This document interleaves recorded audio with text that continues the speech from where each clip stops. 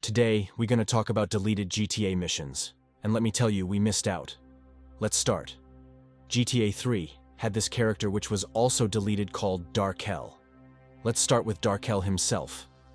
Originally planned as a major character in GTA 3, Darkel was designed to be a homeless man with a vendetta against the city. He was meant to be a sort of twisted revolutionary, giving the player missions that involved causing chaos and destruction throughout Liberty City. However, as development progressed, Rockstar Games decided to cut Darkel and his associated missions from the final release. One of the most intriguing deleted missions involving Darkel was called Love Hurts. In this mission, players would have been tasked with driving an ice cream truck packed with explosives into a packed city square. The idea was to cause maximum carnage and terror, aligning with Darkel's anarchistic goals.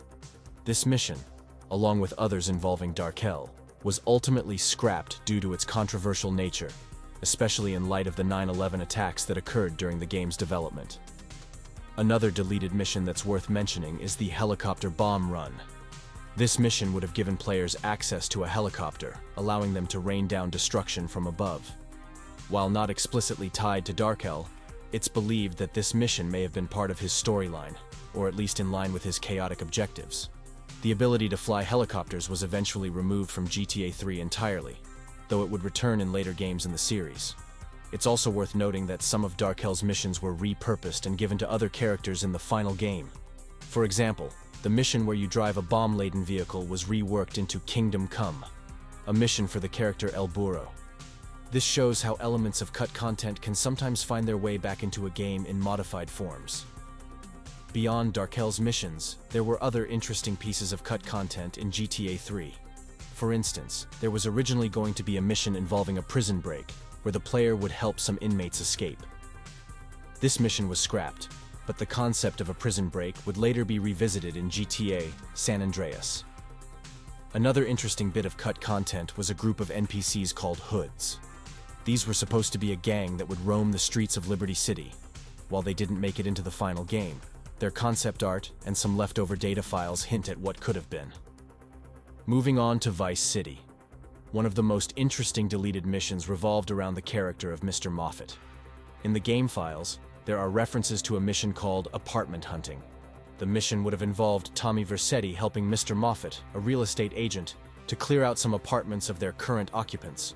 This mission likely would have showcased Tommy's ruthless side, fitting well with the game's criminal empire building theme. Another fascinating cut mission was tied to the film studio portion of the game. In this mission, Tommy was supposed to chase down and kill a reporter who had gotten some incriminating evidence on the studio's activities. This mission could have added more depth to the Hollywood satire that Vice City was known for, showing the darker side of the movie business. There was also a series of missions centered around a character named Mr. Benson. These missions were apparently going to involve Tommy working as a chauffeur, possibly leading to more cinematic, dialogue-driven sequences. While driving missions did make it into the final game, this specific storyline was cut, leaving us to wonder about the potential conversations and character development we missed out on. One particularly intriguing cut mission was called Chopper Chaser. This mission would have had Tommy pursuing another helicopter while piloting one himself. Given that helicopter controls in Vice City were notoriously tricky, this mission might have been cut due to difficulty balancing. What can we say now? The game files also reference a mission called Nut House, which was supposedly tied to the Malibu Club. While details are scarce, the name suggests it might have involved some of the more eccentric characters or situations that Vice City was known for. There's evidence of a cut mission involving the Haitians, one of the game's prominent gangs. This mission, tentatively titled Haitian Kidnap, might have expanded on the gang warfare aspect of the game, potentially giving players more insight into the conflicts that shaped Vice City's criminal underworld. Another interesting piece of cut content was a mission or series of missions involving a character called Dwayne, who was supposed to be connected to the boatyard. While a character named Dwayne does appear in later GTA games, this earlier version and his associated missions didn't make it into Vice City. Lastly, there are hints in the game files about more activities at the golf course. While golfing does feature in the final game, it seems there were plans for expanded gameplay in this area, possibly including more missions or mini-games centered around the course. Alright, now let's take a trip back to the sprawling state of San Andreas and dive into some of the missions that never made it into the final version of Grand Theft Auto: San Andreas. Released in 2004, this game pushed the boundaries of what was possible in an open-world title, but like its predecessors, it also left some intriguing content on the cutting room floor. One of the most talked-about deleted missions involves the infamous hot coffee controversy. Originally, there was supposed to be a more explicit minigame involving CJ's romantic encounters. While traces of this were found in the game's code, leading to a major controversy, the fully realized mission was cut before release. This mission would have added a new layer to CJ's relationships, but was likely deemed too risque even for GTA's standards. Another interesting cut mission was called The Truth Is Out There. This mission would have expanded on the Truth's conspiracy theories and alien obsession. Players would have followed a UFO across the San Andreas countryside, adding a surreal X-Files-like element to the game.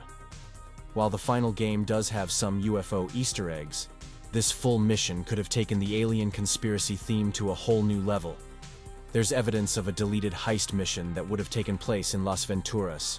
This mission, tentatively titled The Four Dragons Casino Heist, was supposed to be a complex multi-stage robbery involving careful planning and execution. While heists did make it into the final game, this particular one was cut, possibly due to time constraints or complexity. San Andreas was also supposed to have more diverse gang warfare mechanics. Cut content suggests that there were plans for missions involving the Russian Mafia and Italian Mafia, expanding the gang conflict beyond just the Ballas and Grove Street families. An intriguing cut mission was tied to the character of Officer Tenpenny, voiced by Samuel L. Jackson. This mission would have delved deeper into Tenpenny's corruption, possibly showing how he manipulated other officers or engaged in criminal activities himself. While Tenpenny remains a central antagonist in the final game, this mission could have provided more insight into his character. There were also plans for more extensive racing missions. Game files reference a series of street races across San Andreas that would have used more of the game's massive map. These races might have tied into a larger storyline about CJ's rise in the street racing scene, similar to elements we see in later GTA games. One particularly interesting cut mission was called The Crypt, which sounds like it might have been a horror-themed mission, possibly taking place in a crypt or cemetery. This could have added a unique flavor to the game, stepping outside the usual crime drama into more supernatural territory. The game files also hint at a cut mission involving a character named Poncho, who doesn't appear in the final game. This mission series seemed to be connected to the Los Santos Barrios, and might have expanded on the Latino gang culture depicted in the game. There's evidence of more extensive missions involving Zero and his RC shop. While RC missions did make it into the final game, it seems there were plans for a more involved storyline, possibly including a rivalry with another RC enthusiast or a larger role in the main plot. Lastly, there were plans for more interactive interiors in various buildings across San Andreas. This could have led to more indoor missions and a greater sense of immersion in the game world. While many interiors made it into the final game, even more were left unfinished. Looking back, it's clear that San Andreas could have been an even more massive and varied game than it already was. It's still amazing though, nobody can deny that. Alright, let's head back to Liberty City and explore some GTA 4 deleted stuff. One of the most interesting deleted elements revolves around the character of Darko Brevic. In the final game, Darko appears briefly near the end as part of Nico's revenge story. However, cut content suggests there were plans for a more extensive mission involving Darko. This mission would have delved deeper into Nico's past, and possibly given players more agency in how the confrontation played out, adding more weight to Nico's quest for vengeance. Another significant cut involved the character of Jeff, who appears in a few stranger missions in the final game. Originally, Jeff was meant to have a larger role with more missions. These additional missions would have further explored his paranoia about his wife's infidelity, potentially leading to darker and more complex scenarios. There's evidence of a deleted mission, or series of missions involving the Pegorino crime family. These missions would have fleshed out the Alderney-based mafia, giving players a deeper look into the criminal underworld of Liberty City. It might have included more interactions with Jimmy Pegorino, and expanded on the tensions between different crime families. The game files hint at a cut mission called Pathos, which sounds like it might have been a more emotionally driven or character-focused mission. Given GTA 4's emphasis on a more serious narrative, this mission could have provided additional depth to Nico's character, or one of the supporting cast. An intriguing piece of cut content involves more missions with Little Jacob. Files suggest there were plans for missions that would have delved deeper into the Jamaican underworld of Liberty City.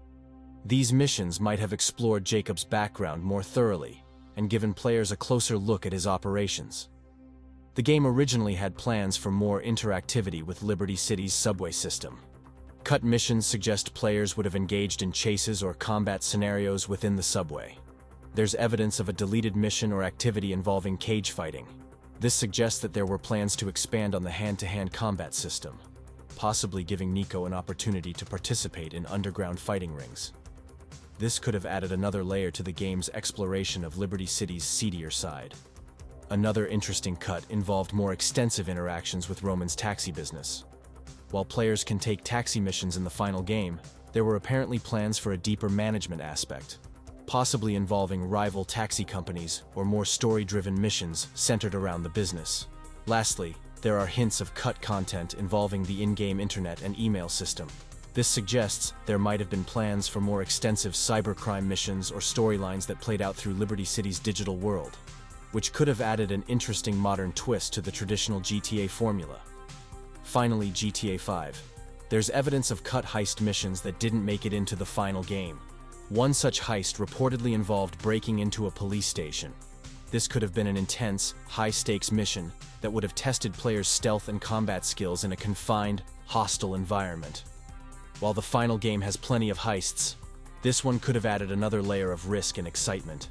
The game files hint at more extensive activities in North Yankton, the snowy town seen in the game's prologue and a later mission. There were apparently plans for more missions set in this location, possibly exploring more of Michael's past, or giving players more time to experience the unique snowy environment. Another intriguing cut mission involved the Epsilon program, the cult-like organization that Michael can get involved with. The game originally had plans for more diverse random encounters.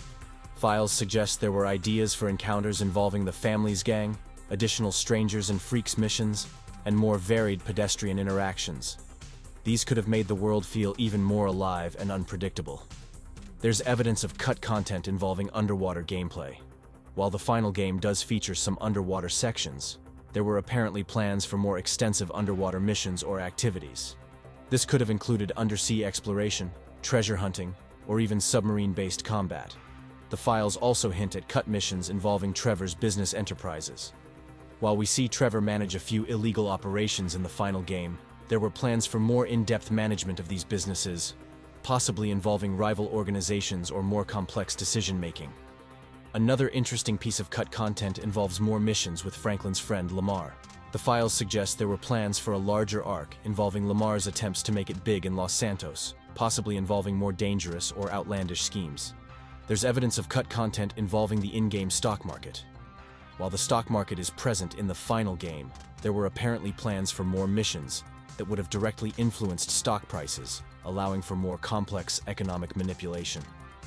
Lastly, there are hints of cut missions involving the three protagonists' families. This suggests there might have been plans for more domestic storylines, possibly exploring the personal lives of Michael, Franklin, and Trevor in greater depth. Also, GTA 5 had 8 DLCs cancelled. Now that's depressing to hear. This video is done. If you enjoyed it, consider subscribing. Comment down if you got some video suggestions or ideas. I'll see you next time.